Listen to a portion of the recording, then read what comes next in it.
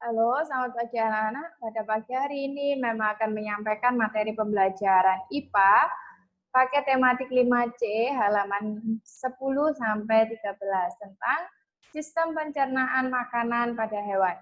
Yang pertama, sistem pencernaan pada mamalia. Salah satu contoh mamalia adalah hewan mamalia, misalnya sapi. Saluran pencernaan mamalia terdiri dari mulut, kerongkongan, lambung, usus halus, usus besar, dan anus. Perbedaan antara sistem pencernaan hewan mamalia dengan manusia terutama pada susunan dan fungsi gigi serta lambung. Hewan mamalia memiliki gigi seri dan gigi geraham.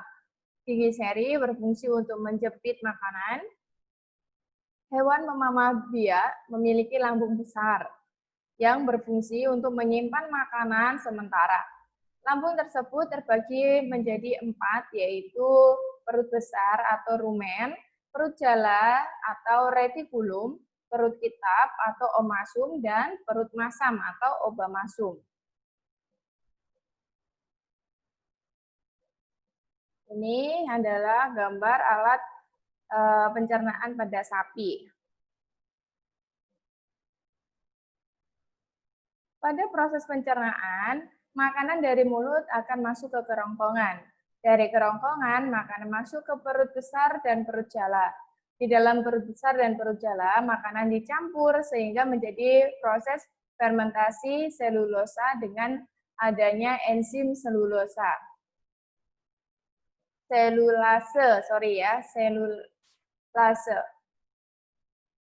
Enzim selulase dihasilkan oleh bakteri dan jenis protozoa tertentu yang terdapat di dalam lambung hewan tersebut.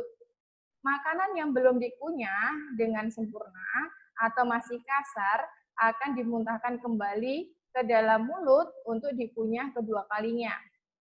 Selanjutnya, makanan masuk melalui perut besar, perut jala, dan seterusnya masuk ke perut kitab. Di dalam perut kitab, makanan dicerna secara mekanik.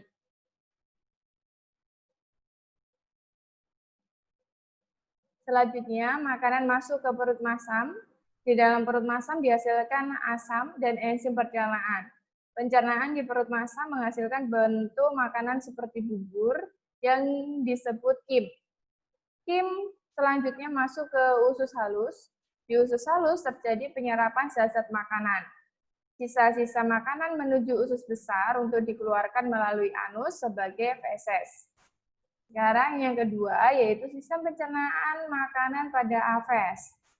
Salah satu contoh hewan jenis aves adalah burung. Burung memiliki saluran pencernaan makanan berupa mulut, kerongkongan, tembolok, lambung kelenjar, lambung pengunyah atau empedal, usus halus, usus besar, dan kloaka. Burung juga memiliki kelenjar pencernaan berupa hati dan pankreas. Seperti halnya pada manusia, hati pada burung merpati juga menghasilkan empedu. Ini alat pencernaan pada burung. Kita lanjut. Semua jenis burung memiliki paruh dari bahan yang keras. Paruh merupakan alat utama untuk mencari makanan. Di dalam paruh terdapat lidah kecil dan runcing serta dilapisi zat tanduk. Bangsa burung tidak memiliki gigi. Makanan yang dipatuk kemudian langsung dan disimpan sementara di dalam kantong tembolok. Biasanya pada burung pemakan biji, tembolok merupakan ujung bawah kerongkongan yang besar, sedangkan kerongkongan merupakan saluran yang memanjang dari mulut ke tembolok. Bagian lambung burung terdiri dari 2 bagian, yaitu lambung kelenjar dan lambung pengunyah. Lambung kelenjar merupakan lambung yang menghasilkan enzim-enzim pencernaan untuk mencerna makanan secara kimiawi. Sedangkan lambung pengunyah atau disebut empedal berfungsi mencerna makanan secara mekanik. Lambung pengunyah berdinding tebal sehingga mampu menghancurkan makanan yang ada di dalamnya. Proses pencernaan mekanik berlangsung dengan gerakan peristaltik. dinding-dinding lambung pengunyah. Di dalam empedal dapat dijumpai makanan yang telah hancur dan sering dijumpai pula adanya pecahan kaca, pasir, dan kerikil. Benda-benda tersebut memang sengaja dimasukkan di dalam empedal untuk membantu proses pencernaan mekanik, sehingga makanan mudah lumat dan atau hancur.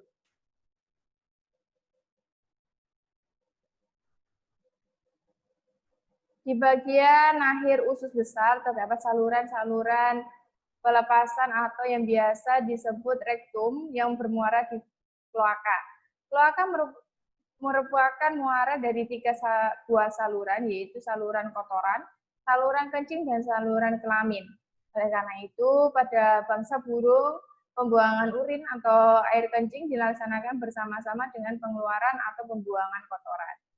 Yang ketiga yaitu sistem pencernaan makanan pada reptilia.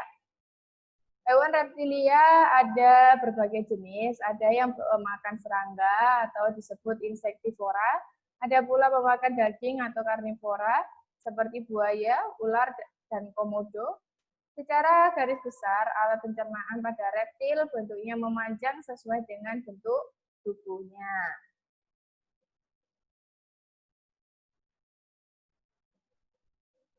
Selanjutnya, pada jenis ular, keunikan ada pada giginya, yaitu semua runcing dan susunannya melengkung ke dalam. Gigi ular yang paling besar terletak di bagian muka dan mengandung bisa atau racun.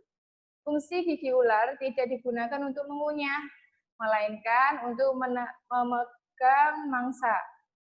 Mangsa yang tertangkap dicengkram dengan giginya sambil dialiri bisa dari gigi yang paling besar. Kemudian baru ditelan dengan perlahan-lahan. Ular mampu menelan mangsa yang berukuran jauh lebih besar daripada ukuran kepalanya. Tulang tengkorak ular berbentuk segi empat sehingga jika membuka mampu membentuk rongga yang cukup besar.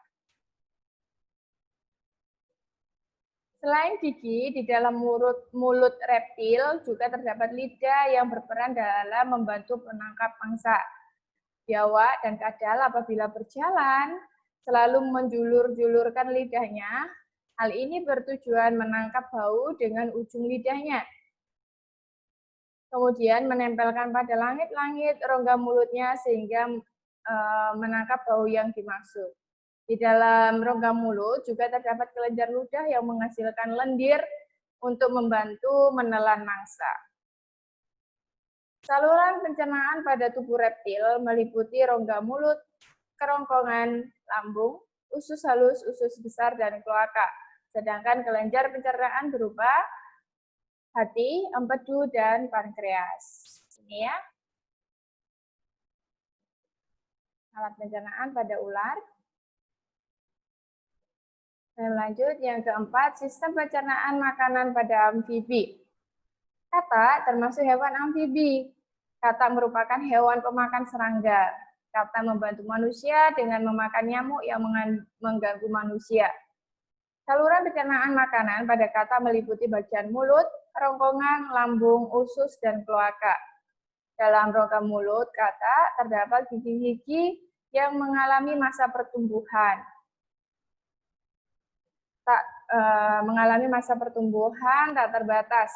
Gigi-gigi tersebut tumbuh di bagian rahang atas dan langit-langit, sedangkan di bagian rahang bawah tidak terdapat gigi. Gigi-gigi tersebut tidak untuk mengunyah, berbentuk kerucut, dan berguna untuk mencengkeram mangsa.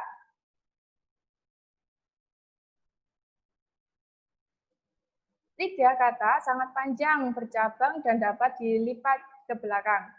Permukaan lidahnya berperakat sehingga membantu menangkap mangsa. Di dalam rongga mulut terdapat kelenjar yang menghasilkan ludah untuk membantu menelan mangsa. Di dalam lambung, makanan dihancurkan dan dicerna secara kimiawi. Penyerapan sari-sari makanan pada katak berlangsung di dalam usus halus. Di bagian dinding usus halus terdapat pembuluh-pembuluh darah yang berfungsi menyerap sari-sari makanan. Sementara itu, sisa makanan dikeluarkan melalui lubang kloaka. Ini adalah alat pencernaan pada katak. Lanjut, yang kelima, yaitu sistem pencernaan makanan pada Pisces. Ikan termasuk hewan jenis Pisces. Susunan alat pencernaan makanan pada ikan tidak jauh berbeda dengan saluran makanan pencernaan, tidak jauh berbeda dengan susunan alat pencernaan makanan pada reptil dan amfibi. Hanya saja ikan tidak memiliki kloaka, tetapi memiliki anus. Saluran pencernaan makanan pada ikan terdiri dari mulut, kerongkongan, lambung, usus, dan anus. Di dalam rongga mulut terdapat gigi-gigi yang berbentuk kerucut dan tumbuh pada rahang atas maupun rahang bawah. Gigi-gigi pada ikan berfungsi memegang mangsa dan tidak untuk mengunyah. Lidah ikan terdapat di bagian dasar dan ukurannya sangat pendek serta keras sehingga tidak dapat digerakkan. Oleh karena itu, lidah pada ikan dapat dikatakan tidak berfungsi. Pada hakikatnya, lidah ikan hanya sebagai lapisan lipatan dasar mulut. Ini adalah alat pencernaan pada ikan.